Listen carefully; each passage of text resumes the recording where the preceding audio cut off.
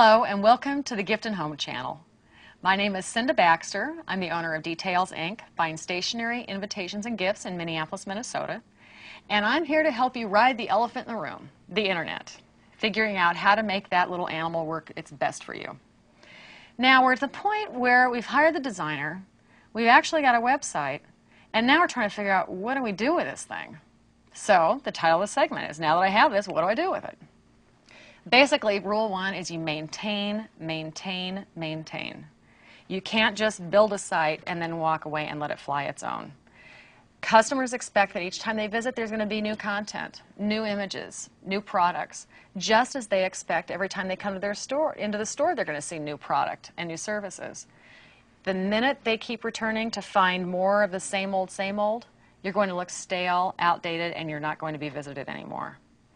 You want to also review your site stats. Now, site stats are basically the pulse, for lack of a better term, of how your website's doing.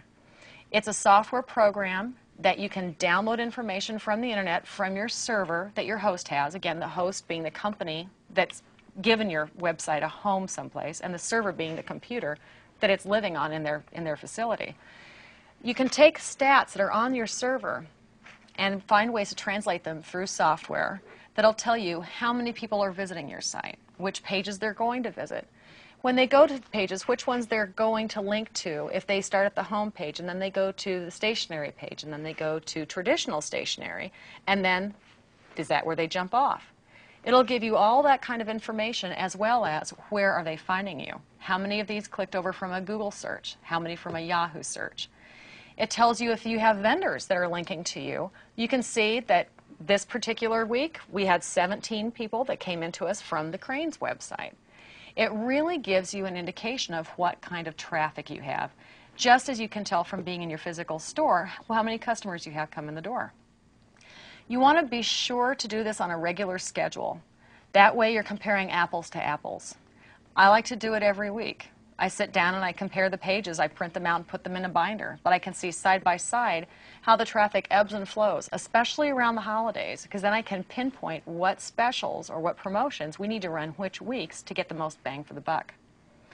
Now you want to be sure to check not only the links in your website periodically to make sure that they're still correctly linking to the place they're supposed to be going. So for instance, if you go to our home page and you click on About Us, I want to see the page come up that has About Us, and then the next set of options for someone to click on.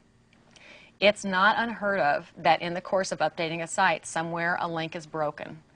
You need to find those before your customer finds them, because if they click on a broken link and hit a white page that says 404 page not found, they could jump ship and leave and go to someone else's website.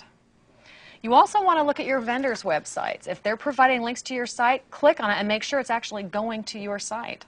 Once in a while, we'll find a broken link on a vendor site. All you have to do is pick up the phone, call them, and they get them fixed quickly. If you're doing any kind of an email blast, you want to make sure that you include links in your email to get back to the site. For instance, TiVo is excellent at this.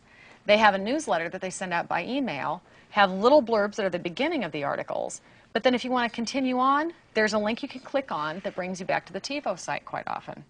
It gets you back into their website. A lot of major retailers know how to do this. Independents have learned quickly. It's a really good way to build the traffic back up in your site. And that gets you back to site stats again. If you've done an email newsletter, let's say 1st of November, telling people about something that they can still order in time for Christmas. You send your email out on a Monday. You want to watch your site stats that next 3 or 4 days, because as people are opening their email, you're going to see how many are clicking on that link and coming back into your site. So you'll know how effective that email blast has been. You also want to be sure to include press releases in a section somewhere of your website. We have ours under the About Us section, and there's a little button you can click on that says So Excited. It's about things that are pretty big and exciting to us, and that's pretty much where all the press releases come in. Anytime we've got a press release that goes out, a copy lands on there as well. It's just one more good piece of PR marketing you can do very easily.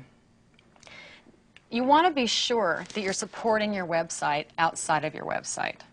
No matter what, be sure you've got your web address printed on your business cards, on your letterhead, all your promotional material. The banners that we hang in the front window, they've got our business name. We like putting our web address on there as well.